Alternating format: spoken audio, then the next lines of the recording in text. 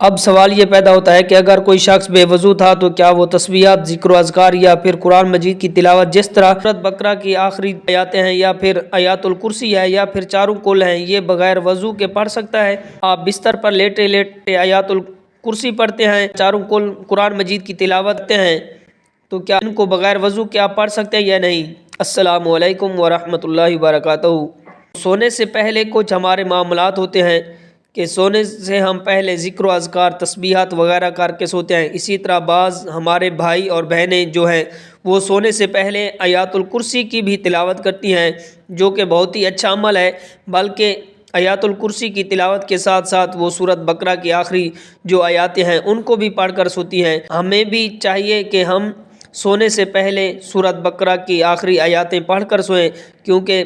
حضرت عمر اور حضرت علی مرتضیٰ کا قول ہے کہ جس کا مفہوم یہ بنتا ہے کہ وہ شخص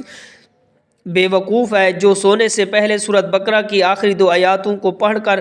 نہیں سوتا اور ان کو پڑھنا چھوڑ دیتا ہے، تو اس سے معلوم ہوا کہ سورۃ بقرہ کی آخری جو آیاتیں ہیں ان کے بھی تلاوت کرنی چاہیے، اور اسی طرح آیات الکرسی بھی پڑھنی چاہیے، سورۃ فاتحہ بھی پڑھ کر سونا چاہیے، اسی طرح تسبیحات فاطمہ اس کو بھی پڑھنا چاہیے، چاروں کل پڑھ کر ہمیں سونا چاہیے۔ کل ملا کر یہ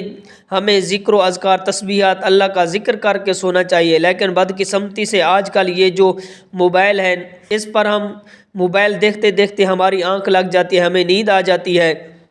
تو اللہ تعالی ہماری حفاظت فرمائے۔ اب خود سوچیں کہ جو شخص موبائل دیکھتے دیکھتے سو جاتا ہے تو اس کا کیا انجام ہوگا؟ تو ہمیں چاہیے کہ ہمیں ذکر و اذکار، تسبیحات وغیرہ جو ہیں وہ اللہ کا ذکر کر کے سونا چاہیے۔ اب سوال یہ پیدا ہوتا ہے کہ اگر کوئی شخص بے وضو تھا تو کیا وہ تسبیحات، ذکر و اذکار یا پھر قرآن مجید کی تلاوت جس طرح سورۃ بقرہ کی آخری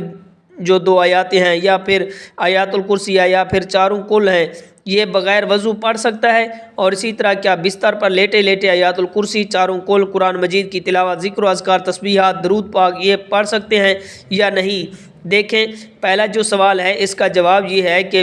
بہتر اور افضل یہ ہے کہ باوضو ہو کر قرآن مجید کی تلاوت کی جائے، ذکر و اذکار، تسبیحات وغیرہ جو ہیں کی جائیں۔ اگر کوئی شخص بغیر وضو کے قرآن مجید کی تلاوت کرتا ہے، چاروں کل پڑھتا ہے، آیات الکرسی پڑھتا ہے، تو اس کے لیے پڑھنا جائز ہے، لیکن افضل اور بہتر یہ تھا کہ وضو کر کے وہ پڑھے، تسبیحات، ذکر و اذکار کرے، قرآن مجید کی تلاوت کرے۔ لیکن اگر کوئی بغیر وضو کے بھی ذکر و اذکار، تسبیحات پڑھنا اس کے لیے جائز ہے۔ اسی طرح دوسرا جو سوال کیا گیا کہ بستر پر لیٹے لیٹے کیا ہم چاروں کل اور آیات الکرسی پڑھ سکتے ہیں یا نہیں پڑھ سکتے؟ بالکل آپ پڑھ سکتے ہیں لیٹے لیٹے۔ اس میں بہتر یہ ہے کہ افضل یہ ہے کہ آپ اٹھ کر بیٹھ کر قبلہ کی طرف منہ کر کے قرآن مجید کی تلاوت کریں، ذکر و اذکار کریں، تسبیحات وغیرہ پڑھیں،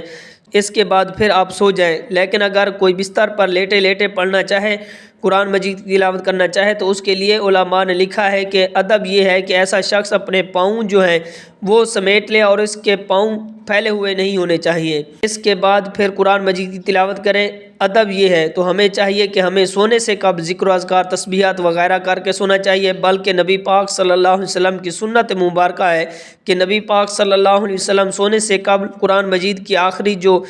3 صورتیں ہیں ان کو آپ تلاوت کر کے ان کے تلاوت کرتے، اس کے بعد پھر اپنے ہاتھوں پر پھونک مارتے، پھر جہاں تک ممکن ہوتا اپنے ہاتھ اپنے سینے پر، اپنے جسم پر ملتے، تو اور اس کے بعد نبی پاک صلی اللہ علیہ وسلم سو جاتے۔ نبی کریم صلی اللہ علیہ وسلم کی سنت مبارکہ تھی یہ، نبی پاک صلی اللہ علیہ وسلم کی سنت مبارکہ تھی۔ اللہ رب العزت ہمیں سب کو اس پر عمل کرنے کی توفیق عطا فرمائے۔ ہمیں بھی سونے سے پہلے ذکر و اذکار، تسبیحات، قرآن مجید کی تلاوت کرنے کی توفیق عطا فرمائے۔ Subscribe to Mufti Akmal Mujahid online and press the bell icon for more videos.